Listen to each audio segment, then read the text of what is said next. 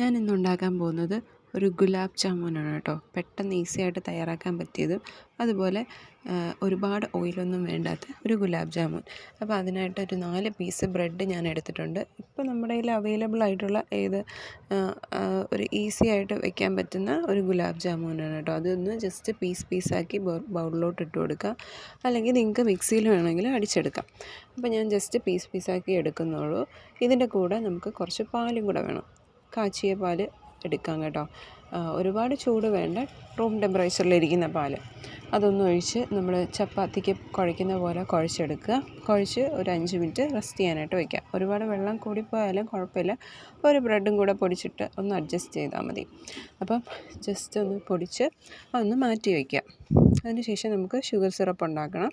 അതിനായിട്ട് ഞാൻ 1 cup ഷുഗറിന് 2 cup വെള്ളം ഒഴിച്ച് കൊടുത്ത് ഒന്ന് തിളപ്പിക്കാനായിട്ട് വയ്ക്കുക. അതറിയാമല്ലോ ഷുഗർ സിറപ്പ് എങ്ങനെയാണ്, നമുക്ക് ജസ്റ്റ് ഒന്ന് കുറുകി വരുന്ന ആ ടൈപ്പിൽ നമുക്ക് ഷുഗർ ഒന്ന് സിറപ്പാക്കി എടുക്കാം. അപ്പോൾ നിങ്ങൾക്ക് ഈ ഷുഗർ സിറപ്പാക്കുന്ന സമയത്ത് നിങ്ങൾക്ക് ഇഷ്ടമുള്ള ഫ്ലേവർ ഒന്നെങ്കിൽ വാനില എസൻസോ അല്ലെങ്കിൽ നമ്മുടെ ഏലക്ക അല്ലെങ്കിൽ റോസ് വാട്ടർ, കൂടുതലും റോസ് വാട്ടറാണ് എല്ലാവരും യൂസ് ചെയ്യാറ്. റോസ് വാട്ടറോ അല്ലെങ്കിൽ കുങ്കുമപ്പൂ യൂസ് ചെയ്യുകയാണെങ്കിൽ അതും യൂസ് ചെയ്യാം. ഞാനിവിടെ ഒന്നും യൂസ് ചെയ്യുന്നില്ല, പ്ലെയിൻ ആയിട്ടുള്ള ഒരു ഷുഗർ സിറപ്പാണ് ഉണ്ടാക്കുന്നത് കേട്ടോ. അത് കഴിഞ്ഞാണ് നമ്മുടെ ട്വിസ്റ്റ്. ഞാൻ എയർ ഫ്രയറിലാണ് നമ്മുടെ ബോൾസ് ഫ്രൈ ചെയ്തെടുക്കാൻ പോകുന്നത്. ഫസ്റ്റത്തെ ട്രൈ ഒന്ന് പാളിപ്പോയി കേട്ടോ. ആദ്യം ഞാനൊരു 160 ഡിഗ്രിയിൽ ഒരു 5 മിനിറ്റ്സാണ് വെച്ചത്. പക്ഷേ 5 മിനിറ്റ്സ് പോരാ, നമുക്കൊരു 15 മിനിറ്റ്സ് എങ്കിലും വേണം കേട്ടോ.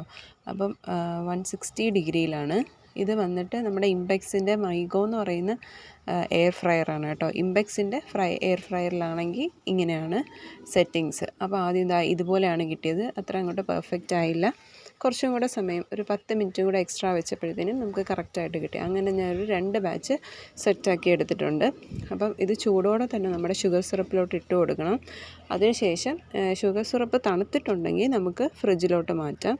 അപ്പോൾ ഞാൻ ഒരു 4-5 മണിക്കൂർ ഫ്രിഡ്ജിൽ വെച്ചതിന് ശേഷം എടുത്തിട്ടുണ്ട് കേട്ടോ. നല്ലപോലെ ഷുഗറൊക്കെ പിടിച്ച് നല്ല സെറ്റായിട്ട് ഇരിപ്പുണ്ട്. നല്ല ടേസ്റ്റാണ്. എല്ലാവരും ഒന്ന് ട്രൈ ചെയ്ത് നോക്കുക കേട്ടോ. അപ്പോൾ ഹെൽത്തി ആയിട്ടുള്ള ഗുലാബ് ജാമുൻ റെഡി.